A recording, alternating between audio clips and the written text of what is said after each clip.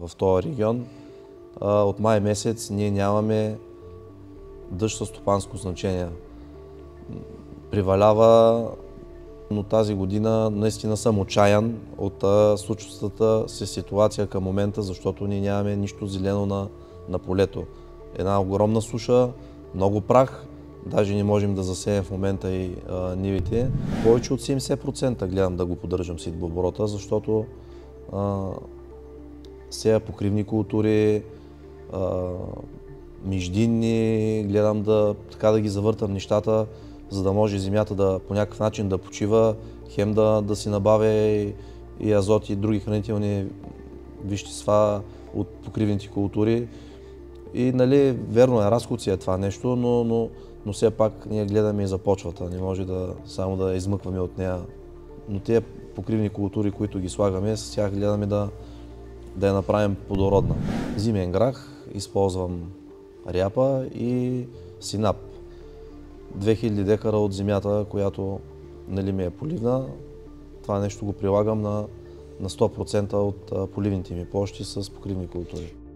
Доктор Звездомир Желев, комуникираме така с него и за него това е добър вариант, добро решение като покривни култури.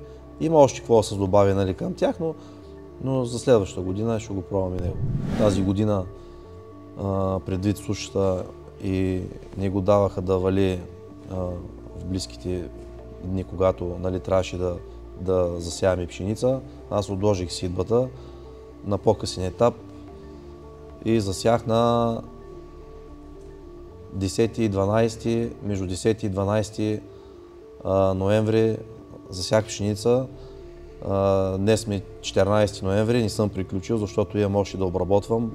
Просто заради сушата не можем да обработим площите и не можем да приключим сидбата в нашото стопанство. Така, да почнем от тесениците. Рапицата е сега на 50-55 бройки на квадратен метър.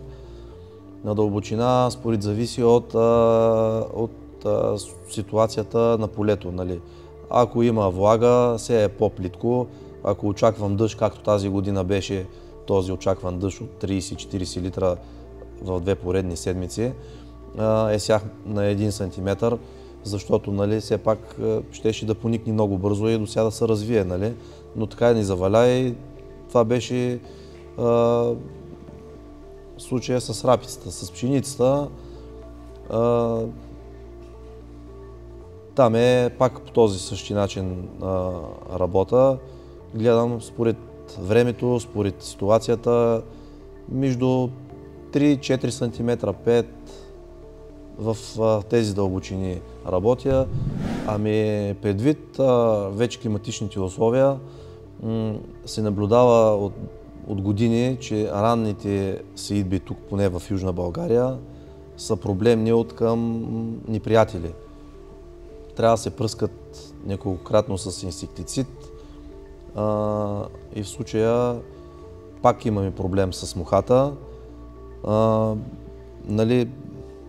Не е онова време, когато ставаше вече студено, в ранни периоди, нямаше ги тези неприятели по полето и затова при нас изместихме сидбите в по-късен етап.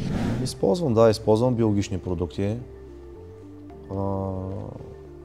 Намирам в тях така доста добро лице и през годините, от когато съм почнал да ги ползвам, виждам, че има развитие към нещата.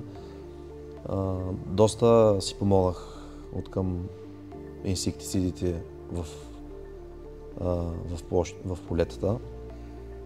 Вече нямам толкова голямо нападение на телен черви, на диабротика в царевицата, дори и други неприятели, които имам в почвата,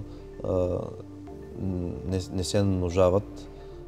И виждам, че има бъдеще в това нещо и все повече залагам на биологични продукти.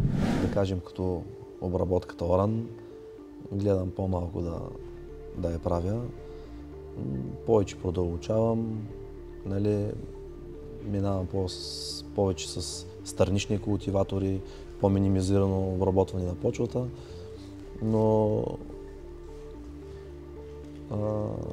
виждам, че с покривните култури доста добре се структурира почвата и няма нужда от дълбок оран. И все пак ние търсим органиката в почвата и тя е, нали, на горния слой на почвата, тя не е в дълбочина.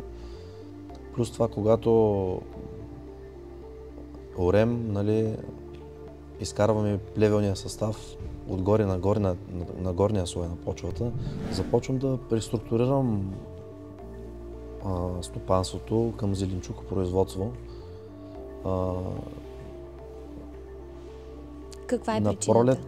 Пролет, причината е, че от тук при нас в Южна България последните 2 години добивите са ни много ниски и аз трябва да търся решения да се запазя да запазим фирмата, нали, все пак. Единственото, което тук в Южна България климата го позволява, е да пробвам с зеленчуци.